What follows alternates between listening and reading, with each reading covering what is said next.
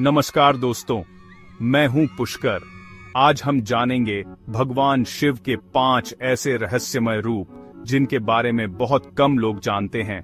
आपने शिव को भोलेनाथ, नीलकंठ या महादेव के रूप में तो देखा है, लेकिन क्या आप उन रूपों से परिचित हैं जिनसे सृष्टि तक कांप उठी थी?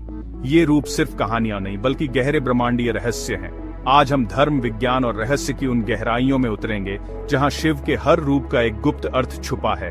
अगर आप ये वीडियो अंत तक देखेंगे तो आपको वो ज्ञान मिलेगा जो आपकी सोच को एक नया आयाम देगा। तो तैयार हो जाइए, क्योंकि हम शिव के उन गुप्त रूपों के रहस्यों से पर्दा उठाने जा रहे हैं। पहला रहस्य, वीरभद्र। ये शिव का वो रूप है जो उनके प्रचंड क्रोध का प्रतीक है।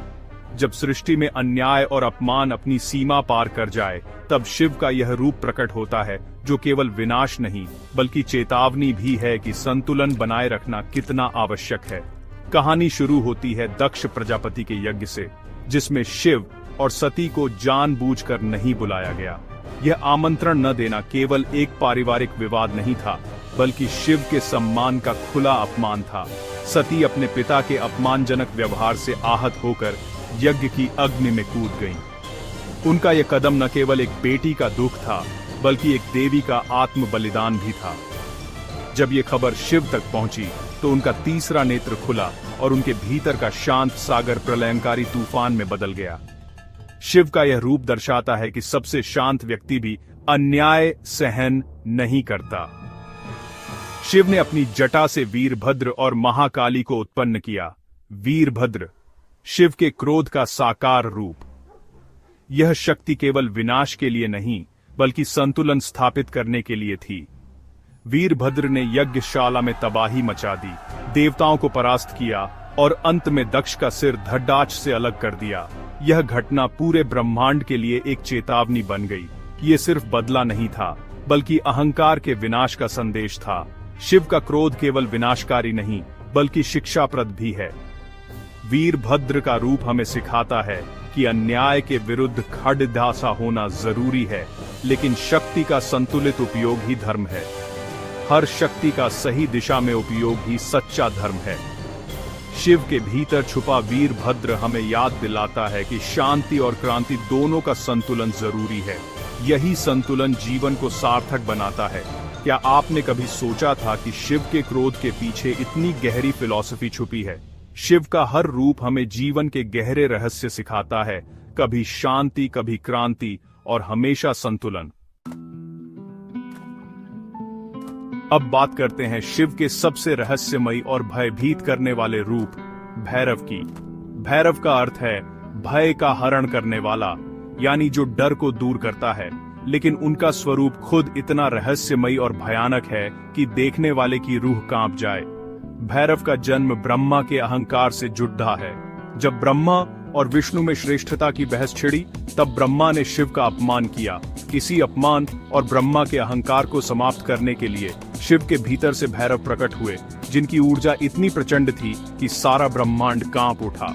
भैरव ने ब्रह्मा के 5वें सिर को काट दिया, जो अहंकार और घमंड का प्रतीक था। यह घटना दर्शाती है कि जब अहंकार हद से बढ़ जाए तो उसका अंत निश्चित है। इस कर्म के कारण भैरव को ब्रह्म हत्या का पाप लगा और उन्हें त्रिलोक में भटकना पड़ा। वे सिर में खोपड़ी ले भिक्षाटन करते हुए अपने कर्म का प्रायश्चित करते रहे।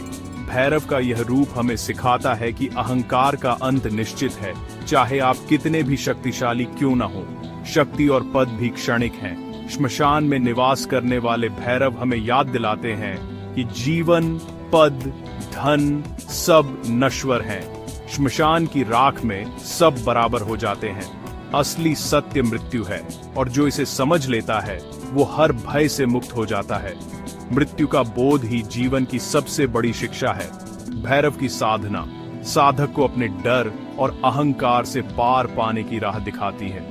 यह साधना आत्मज्ञान और निर्भयता की ओर ले जाती है। उनके साथ चलने वाला काला कुत्ता हमारी आदिम प्रवृत्तियों और छुपे डर का प्रतीक है, जिन्हें साधना और आत्म नियंत्रण से जीतना होता है।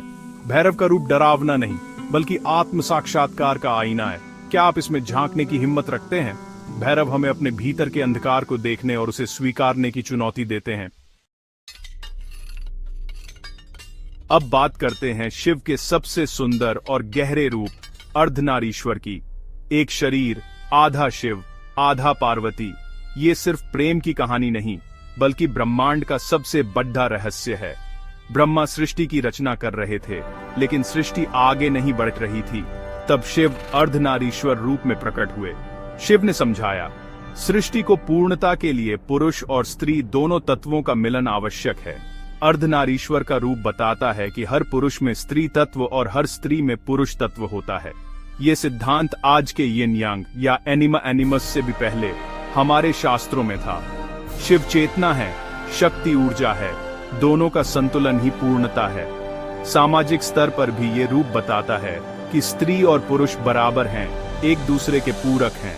अर्धनारीश्वर हमें सिखाता है कि असली पूर्णता अकेले में नहीं, बल्कि एक होने में है।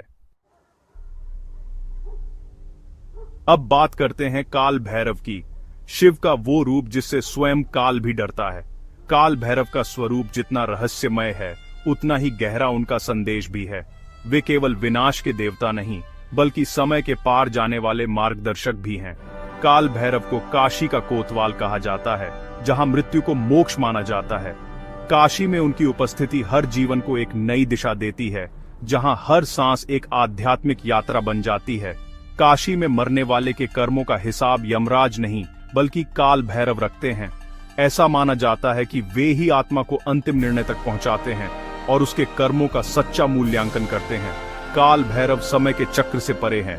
वो हमें सिखाते हैं कि असली सत्य सिर्फ वर्तमान का क्षण है। समय की गति उनके सामने रुक जाती है और साधक को अनंत शांति का अनुभव होता है। उनका दंड हमारे कर्मों के फल का तीव्र अनुभव है, जिससे आत्मा मोक्ष की ओर बढ़ाती है। यह अनुभव आत्मा को उसके असली स्वरूप से मिलवाता है और जीवन के गहरे रहस्यों को उजागर करता है। काल भैरव की साधना साधक को समय के दबाव से मुक्त करती है, अतीत के पछतावे और भविष्य की चिंता से आजादी। साधक को वर्तमान में जीने की कला सिखाती है, जिससे जीवन में सच्ची स्वतंत्रता मिलती है। उनका भयानक रूप हमें याद दिलाता है कि हमारे पास सीमित समय है। हर पल को सार्थक बनाइए। समय की अनिश्चितता को समझकर ही हम जीवन का असली आनंद ले सकते हैं। काल भैरव से डरने की जरूरत नहीं, उनसे सीखने की जरूरत है। Live in the present moment. उनका मार्गदर्शन हमें डर से नहीं, बल्कि जागरूकता से भर देता है। मृत्यु अंत नहीं, बल्कि रूपांतरण की प्रक्रिया है। क्या आप समय के इस चक्र को समझने के लिए तैयार हैं? काल भैरव की कथा हमें जीवन, मृत्यु और मोक्ष के रहस्य को जानने की प्रेरणा देती है। पांचवां रहस्य, चंद्रशेखर। शिव के सिर पर चांद क्यों है?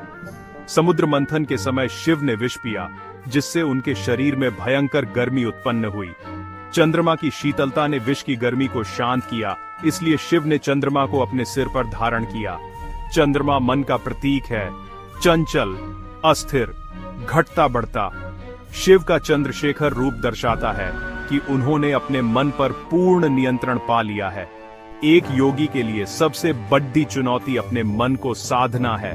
शिव हमें यही सिखाते हैं। चंद्रमा समय का भी प्रतीक है, शिव समय के भी स्वामी हैं। शिव का हर रूप विरोधाभासों से भरा है, शांत भी, प्रचंड भी। अगली बार चांद देखें तो याद रखें, मन को साधना ही असली साधना है। तो दोस्तों, ये थे भगवान शिव के 5 गुप्त रूप। हर रूप एक गहरा संदेश, एक जीवन का तरीका। शिव सिर्फ एक देवता नहीं, बल्कि ब्रह्मांडीय चेतना है। विनाशक भी, निर्माता भी, भयानक भी, सुंदर भी। इन कहानियों को अपने जीवन में उतारिए, अपने भीतर के अहंकार को पहचानिए, मन को साधिए और हर पल को जागरूकता से जिइए। जब आप ऐसा करेंगे तो पाएंगे कि शिव आपके भीतर ही हैं। अगर आपको ये रहस्य पसंद आए तो वीडियो शेयर करें और चैनल को सब्सक्राइब करें, क्योंकि ये तो सिर्फ शुरुआत है। अभी अनगिनत रहस्य बाकी हैं। धन्यवाद।